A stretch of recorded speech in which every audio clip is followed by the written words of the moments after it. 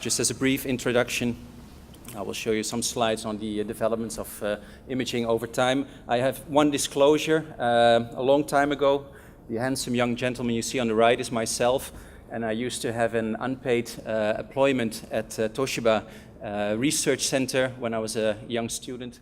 And besides gratitude for the time that I spent there, I have no further disclosures related to this presentation. But it was a very interesting time when I was there. I was there to learn about echo and about the development of new echo technologies. And while I was there, they were also telling me that they were developing a CT scanner that could scan the heart, a conventional CT scanner that could scan the heart. And this was 1999, and I thought that was very hard to believe. But within 6 months, I found myself deep immersed in cardiac CT research. We started with 4-slice CT 13 years ago now. It wasn't so easy. The patient had to hold his breath for about 35 seconds. We had 4-slice CT, and it would take a long time to scan the heart. But we got some pretty good images if the patient was cooperative and didn't have a very fast heart rate. Now, after that, things moved very fast. Imaging technology evolved very fast over a very short time. We went from 16 to 64-slice CT, and we now even have 320-slice scanners that can image the heart in one or several heartbeats and get very good image quality. There was a hazard in terms of radiation dose, even though 64-slice CT was very good. As you can see in the table, we got very good sensitivity and a very good negative predictive value to rule out coronary artery disease. There was a concern about the radiation exposure, but over time that has come down dramatically, and we can scan the heart with very good image quality with only 1 to 3 millisieverts. That has changed the way we are evaluating patients with chest pain, and this is sort of the way we used to do it, and we probably still do it in many patients, but CT did take a role in avoiding invasive angiography in patients that had a low likelihood. That has been acknowledged in several guidelines a few years ago, and then as we got more used to this technology and relied more on this technology, we started using it in patients that were not good candidates for exercise testing, and we started to replace advanced ischemia imaging. And now in the recent guidelines, we can even use the CT scanner as a first-line diagnostic tool. It is at least reasonable to do that according to several guidelines to evaluate patients with chest pain, and it's a gatekeeper to those patients. It's very important to emphasize that it's a gatekeeper.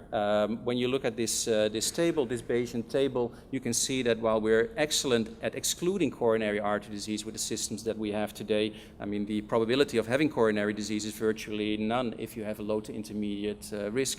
The positive predictive value is much poorer, and there are reasons why this is the case. On one hand, we are overestimating disease, and one reason why we're overestimating disease is calcified vessels. Now, this is a very extreme case, but in the presentation that will follow, Dr. Koen will show you new ways to deal with calcification and try to improve the diagnostic accuracy of CT angiography in comparison with invasive angiography.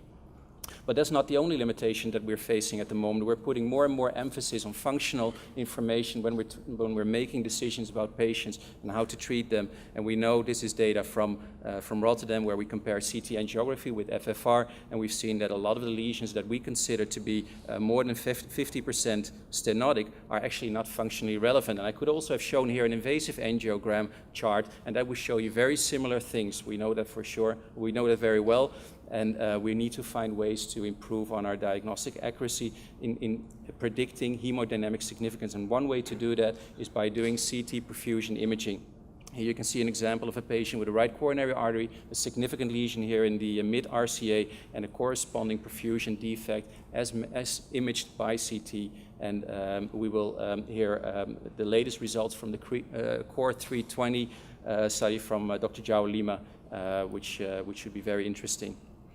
But while these developments in CT have occurred, we have still relied on echo. This is still the workhorse of cardiac imaging, of cardiology, and we are doing this all the time. I'm still doing many more echoes than I'm doing CTs, but it is also a very operator-dependent technique, and particularly evaluating wall motion and regional wall motion is very difficult, particularly for a beginner.